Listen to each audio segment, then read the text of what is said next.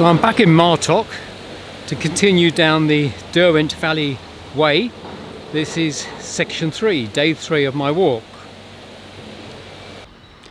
And as we leave the town, we're passing through some nice gardens. You've got the clock there showing 10:30. And the path out of Matlock is alongside the riverbank. The river is on our right.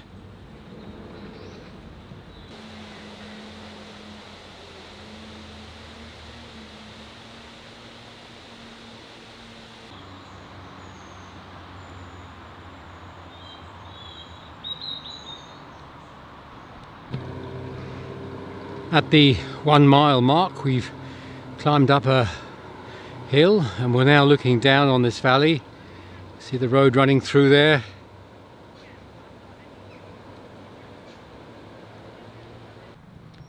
Up on the hillside in a very prominent position is Ryber Castle. Bit of a folly really. It was built by an industrialist, John Smedley. But it was very difficult to live in because they couldn't get water up there reliably. So that's Ryber Castle. And we're now looking back at Matlock. John Smedley also built a number of large buildings, which I can't really show you from this distance, in Matlock. Well, very high up at this point. In front of me is almost a sheer drop down the cliff face. I noticed that there's a cable car running across part of the valley.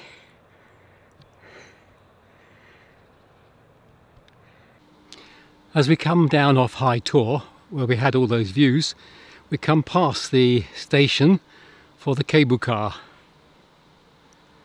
And we're continuing down this hill to the valley bottom.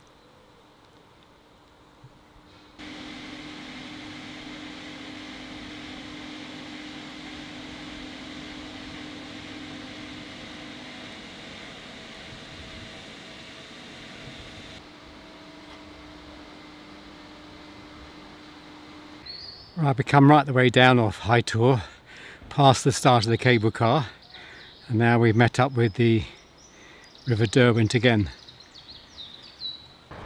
And this is the town of Matlock Bath. This is the honeypot for the tourists. Just in the gardens here there's a rather detailed war memorial, 1914-1918, and you'll see for a lot of the names it gives details of the men.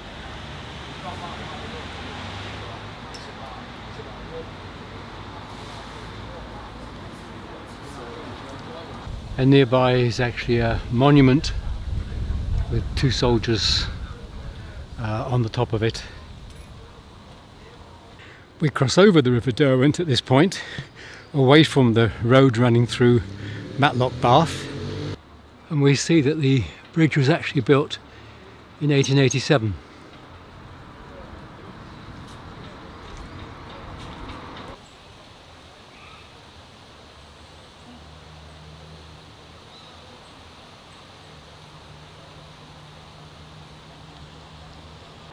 At 3 1/4 miles it gets a bit grim.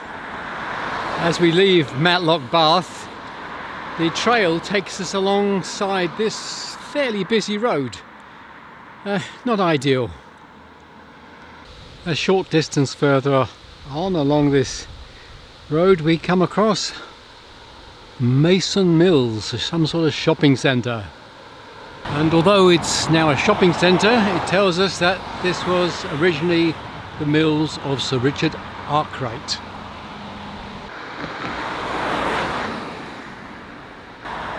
Well, sadly now it says it has a heritage centre.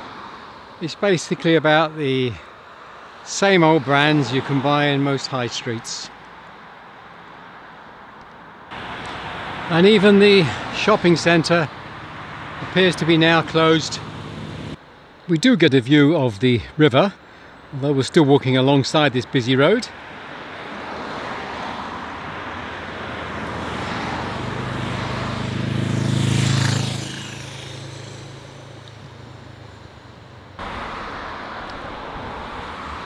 Up on the hillside we're getting a view of this very grand house.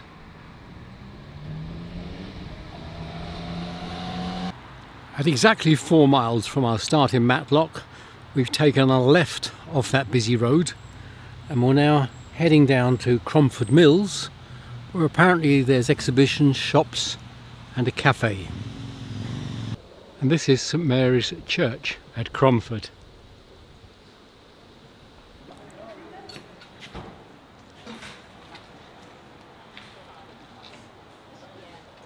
By is the start of the Cromford Canal, and we're going to be following the left bank of this for a little while now. Well, a few hundred yards from Cromford Mill and the start of the Cromford Canal, we've left behind all the visitors and we've got the place to ourselves again. Well, the Cromford Canal was built in 1789, so we're talking about a waterway that's 230 odd years old. It's 14 miles long, and I believe it's got about 12, 13, 14 locks in it. This is obviously a boat for day visitors. A lot of people in the rear of the boat.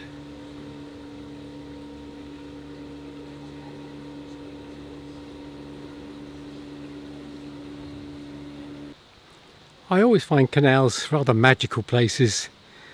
I imagine the navigators who built them, hundreds, probably thousands of men, just with picks and shovels, horses and carts.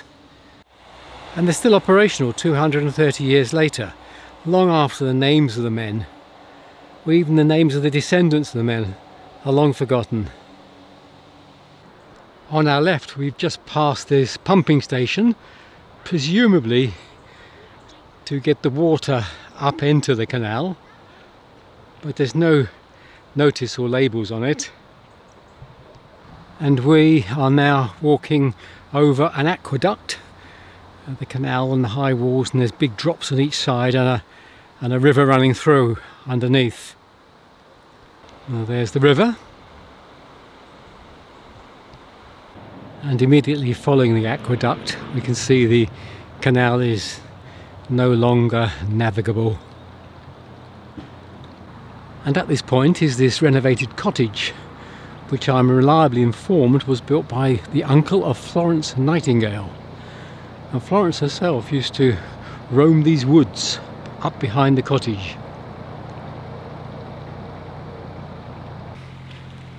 Well, the Cromford Canal is really overgrown at this place. The canal is now passing over this aqueduct, passing over the railway line, the line from Derby up to Matlock.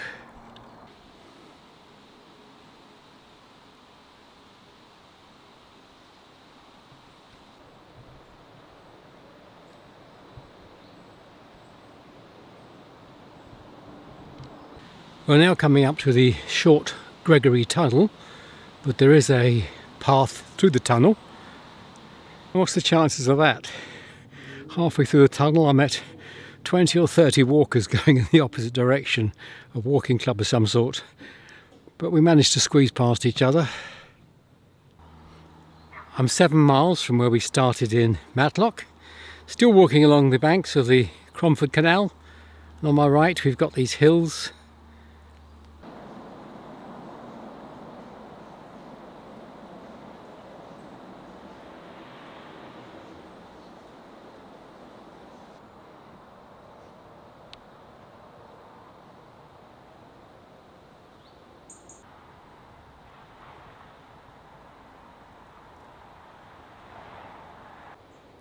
Here's a bench beside the path. Dad. Motorbikes, bluebells, walking in Derbyshire. Our favourite times.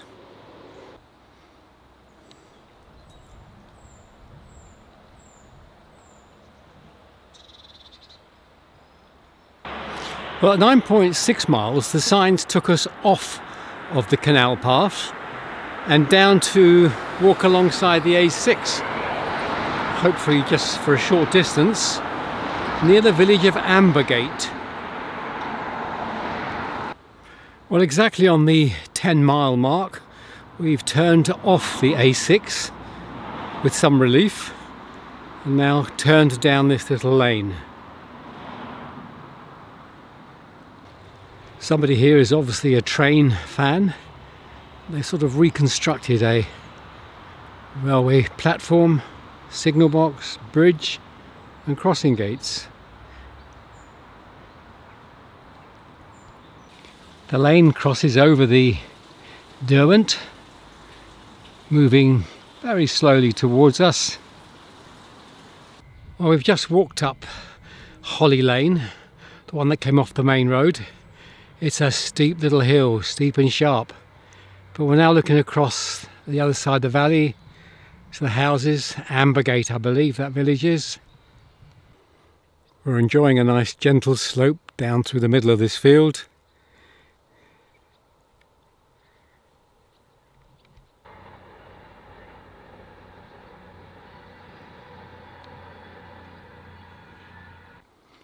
Over on the hillside is the most impressive spire of a church, peering above the trees. Well, it's coming up to 13 miles now and I've reached the town of Belper. Some wonderful weirs here for the river, and up here is a most amazing mill. I do love these old mill buildings. See on the board that this is Strutt's North Mill, now known as Belper Mills. And across the road, and part of the mill complex, we have this bridge, but with a passageway above.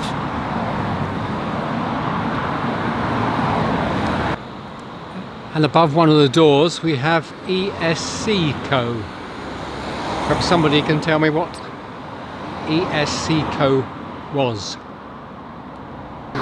Looking back, we can see that the stone building is Strutt House, and then we can look back at the magnificent mill building, and right on the top there it says ESC Co East Mill 1912.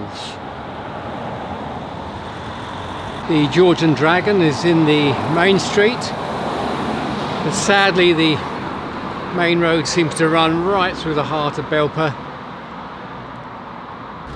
Another pretty little pub. This one's the Devonshire in Belper. The town centre is making a big effort to be attractive. Wonderful display of flowers here.